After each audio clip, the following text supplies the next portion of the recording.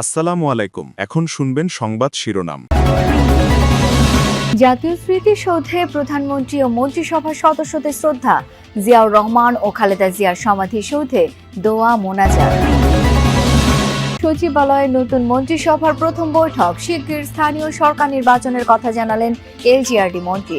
Curriculum পর্যালোচনা করবে শিক্ষা মন্ত্রণালয়। সারা দেশে দ্বিতীয় সর্বোচ্চ ভোটের ব্যবধানে জয়ী হয়ে আলোচনায় রাজবাড়ীর ২ আসনের এমপি হারুনুর রশিদ। উৎফুল্ল বিএনপি তৃণমূলের নেতাকর্মীরা। কুড়িগ্রামের সীমান্তবর্তী গ্রামে রোবট সদৃশ বস্তুর চলাফেরা নিয়ে চাঞ্চল্য। প্রতিবেশী দেশের গোয়েন্দা নজরদারি, বলছেন কেউ কেউ। বিজিবির ঘটনাস্থল পরিদর্শন। আসসালামু আলাইকুম। এতক্ষণ শুনছিলেন সংবাদ শিরোনাম, এখন শুনবেন বিস্তারিত। জাতীয় স্মৃতিসৌধে ৭১-এর শহীদদের প্রতি গভীর শ্রদ্ধা জানিয়ে প্রথম কর্মদিবস শুরু করলেন প্রধানমন্ত্রী তারেক রহমান। প্রথমে সরকার প্রধানের পক্ষ থেকে, পরে মন্ত্রিপরিষদ সদস্যদের নিয়ে অর্পণ করেন পুষ্পস্তবক। এরপর বিএনপি প্রতিষ্ঠাতা ও সাবেক রাষ্ট্রপতি জিয়াউর রহমান এবং সাবেক প্রধানমন্ত্রী খালেদা জিয়ার সমাধিসৌধে শ্রদ্ধা নিবেদন করেন নতুন সরকারের সদস্যরা। রুহের মাগফিরাত কামনায় শামিল হন দোয়া ও মোনাজাতে। শপথ নেয়ার পরদিনই সাভার জাতীয় স্মৃতিসৌধে হাজির নবাগত প্রধানমন্ত্রী তারেক রহমান, সাথে পুরো মন্ত্রিসভা।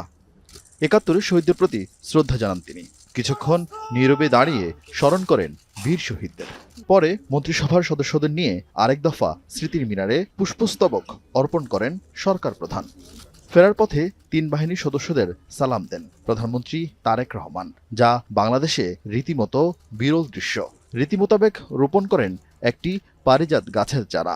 এরপর স্মৃতিসৌধের পরিদর্শন বইয়ে স্বাক্ষর করেন তিনি। লিখেন, স্বাধীনতা অর্জনের যুদ্ধ থেকে ২৪-এর গণঅভ্যুত্থানে শহীদ সবার প্রতি তিনি নিবেদন করছেন গভীর শ্রদ্ধা। সেখান থেকে জিয়া উদ্যানের পথে রওনা হন প্রধানমন্ত্রী। কিন্তু সরকার প্রধানের চলাচলের জন্য বন্ধ ছিল না কোনো সড়ক।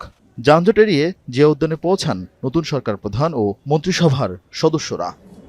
সাবেক রাষ্ট্রপতি ও বিএনপির প্রতিষ্ঠাতা জিয়াউর রহমান ও সাবেক প্রধানমন্ত্রী খালেদা জিয়ার সমাধিতে পুষ্পস্তবক অর্পণ করেন দেশের ১১তম প্রধানমন্ত্রী। এরপর মন্ত্রিসভার সদস্যদের নিয়ে শরিক হন দোয়া ও মোনাজাতে। পরে মন্ত্রিসভার সদস্যরা জানান, দুর্নীতিমুক্ত ও সুশাসন দেয়াই হবে তাদের সরকারের প্রধান কাজ। এই রাষ্ট্রটাকে একটা প্রাতিষ্ঠানিক ভিত্তির উপর দাঁড় করানো, এটি হবে আমাদের আগামী দিনের কাজ। শহীদের এবং দেশের মানুষের আকাঙ্ক্ষার বাংলাদেশ তৈরি করা, সেটাই এখানকার দায়। সৌহার্দ্যপূর্ণ এবং সম্প্রীতির বাংলাদেশ আমরা গড়তে চাই এবং সে পথে আমরা এগোচ্ছি। জিয়া উদ্যান থেকে প্রথম ক্যাবিনেট সভায় যোগ দিতে সচিবালয়ে যান প্রধানমন্ত্রী তারেক রহমান। ১৮০ দিনের একটি পরিকল্পনা নিয়েছে সরকার। শীঘ্রই এই বিষয়ে বিস্তারিত জানানো হবে বলে জানিয়েছেন স্বরাষ্ট্রমন্ত্রী সালাউদ্দিন আহমদ। বিকেলে সচিবালয়ে প্রধানমন্ত্রী তারেক রহমানের সভাপতিত্বে সচিবালয়ে নতুন মন্ত্রিসভার প্রথম বৈঠক অনুষ্ঠিত হয়। বৈঠক শেষে একথা সাংবাদিকদের জানান তিনি। বলেন, রোজার সময় দ্রব্যমূল্য নিয়ন্ত্রণ, আইন শৃঙ্খলা নিয়ন্ত্রণ, সেহরি ও ইফতারে বিদ্যুৎ নিরবিচ্ছিন্ন রাখতে নির্দেশনা দিয়েছেন প্রধানমন্ত্রী তারেক রহমান। বলেন, বিএনপির ইশতেহারের উপর জনগণ রায় দিয়েছে, সেটি বাস্তবায়নে সচিবদের নির্দেশ দিয়েছেন প্রধানমন্ত্রী। বৈঠক শেষে বের হয়ে অন্যান্য মন্ত্রী ও প্রতিমন্ত্রীরা জানান, প্রত্যেকটি মন্ত্রণালয়কে জনগণের স্বার্থে কাজ করতে নির্দেশনা দিয়েছেন তারেক রহমান। সকল মন্ত্রণালয়কে দুর্নীতির ঊর্ধ্বে রাখতে চান তিনি। দিক নির্দেশনা দিয়েছেন সেই বিষয়েও। নতুন মন্ত্রীদের বরণ করে নিয়েছে প্রশাসনের প্রাণকেন্দ্র সচিবালয়। নতুন প্রধানমন্ত্রী সহ মন্ত্রিসভার সদস্যরা আসেন সচিবালয়ে। নবনির্বাচিত প্রধানমন্ত্রী তারেক রহমান দুপুর 12:30টার দিকে সচিবালয়ে উপস্থিত হয়ে প্রথম দাপ্তরিক কাজ শুরু করেছেন। প্রধানমন্ত্রী সচিবালয়ে এসে পৌঁছলে তাকে স্বাগত জানান মন্ত্রিপরিষদ বিভাগের ঊর্ধ্বতন কর্মকর্তারা।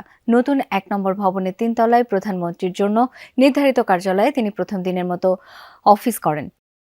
ত্রয়োদশ জাতীয় সংসদ নির্বাচনে দ্বিতীয় সর্বোচ্চ ভোটের ব্যবধানে বিজয়ী হয়ে আলোচনায় রাজবাড়ী ২ আসনে বিএনপির নবনির্বাচিত সংসদ সদস্য হারুনুর রশিদ। ধানের শীষ প্রতীকে তিনি পেয়েছেন 2,37,254 ভোট। বিপুল ভোটের ব্যবধানে বিজয়ী হওয়ায় উৎফুল্ল বিএনপির তৃণমূলের নেতাকর্মীরা। দেশের মানুষের কল্যাণে কাজ করার প্রত্যয় জানিয়েছেন প্রথমবারের মতো নির্বাচিত সংসদ সদস্য হারুনুর রশিদ। প্রথমবারেই বাজিমাত রাজবাড়ী ২ আসনে নিকটতম প্রতিদ্বন্দ্বী ১১ দলীয় জোটের এনসিপি প্রার্থীর চেয়ে প্রায় 1,70,000 ভোটের ব্যবধানে জয়ী হয়ে চমক দেখিয়েছেন বিএনপি প্রার্থী হারুনুর রশিদ।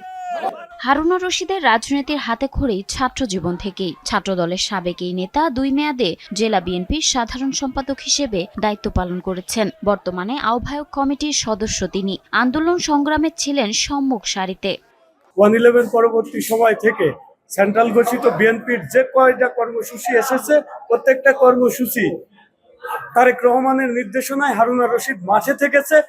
বিএনপি তৃণমূলের নেতাকর্মীরা বলছেন, এলাকায় দীর্ঘদিন ধরেই সামাজিক ও উন্নয়নমূলক কর্মকাণ্ডের সাথে যুক্ত হারুনুর রশিদ। জনসম্পৃক্ততাই নির্বাচনে তার বিপুল ব্যবধানে জয় নিশ্চিত করেছে। তিনি যে দলের জন্য কাজ করেছেন, তিনি যে অঞ্চলের মানুষের জন্য কাজ করেছেন, সেটাই ব্যাপক ভোটের ব্যবধানে জয়লাভ করার মাধ্যমে বোঝা যাচ্ছে। ভোট দেওয়ার পরে এই অঞ্চলের বিএনপি যেভাবে সুসংগঠিত হয়ে ধানের শীষের যে বিজয় নিশ্চিত করেছেন, সে বিজয়টা ইতিমধ্যেই বাংলাদেশের আমার মনে হয় 1-2 ভিতরে সর্বোচ্চ ভোট ব্যবধানে আমরা এই আসনকে বিএনপি এবং দেশনায়ক তারেক রহমানকে উপহার দিয়েছি। রোবট ডগ নাকি ভিন্ন কিছু? কুড়িগ্রামের সীমান্তবর্তী গ্রামের রাস্তায় রোবট সদৃশ বস্তুর চলাফেরা নিয়ে সৃষ্টি হয়েছে ব্যাপক চাঞ্চল্য। স্থানীয়রাও ঘটনার পর থেকে আতঙ্কিত। কেউ বলছেন গোয়েন্দা নজরদারির জন্য ওপার থেকে পাঠানো হয়েছে যন্ত্রটি। কেউ আবার অতি প্রাকৃতিক কিছুও বলছেন। নিরাপত্তা জোরদারে ঘটনাস্থল এরই মধ্যে পরিদর্শন করেছে বিজিবি। রাতের অন্ধকারে গ্রামের বাজারে অদ্ভুত ঘটনা। সিসিটিভি ফুটেজে ধরা পড়েছে রহস্যময় এক দৃশ্য। সামাজিক যোগাযোগ মাধ্যমে মুহূর্তে ভাইরাল সেই ভিডিও। চুরির হাত থেকে রক্ষা পেতে দোকানের সামনে সিসি ক্যামেরা বসিয়েছিলেন কয়েকজন। হঠাৎই মঙ্গলবার রাত 3টার পর সেই সিসিটিভিতে ধরা পড়ে এমন দৃশ্য। যেহেতু নাইট গার্ড নাই, ওই জন্য সেফ রাখার জন্য সিসি ক্যামেরা দেওয়া হয়েছে। কারণ কালকে চেক করে দেওয়া হয় রাত 3:35 এমন একটা জিনিস গেছে, মানে যে ওটা আমিও দেখিনি, আপনিও দেখেন নাই, হয়তো বা কোনো মুভি টবি হইলেও দেখতে পারছেন। সীমান্ত এলাকায় যেটা কাজ করতেছে, এটা তো আতঙ্ক। আমরা সবাই এলাকাবাসী আছি, ইউনিয়নবাসী আছি, বর্তমানে এলাকা না ইউনিয়নবাসী, যেহেতু আমরা এই বাজারে ব্যবসা বাণিজ্য করে খাই। এ নিয়ে এলাকায় ব্যাপক চাঞ্চল্য দেখা দিয়েছে। কেউ বলছে রোবট, কারো দাবি এলিয়েন, কেউ আবার নিছক সাইকেল দাবি করছেন একে। রহস্যময় জন্তু নাকি জ্যান্ত প্রাণী, এ নিয়ে বচসা চলছে কুড়িগ্রামের ভুরুঙ্গামের উপজেলার সীমান্তবর্তী মিলনি বাজার এলাকায়।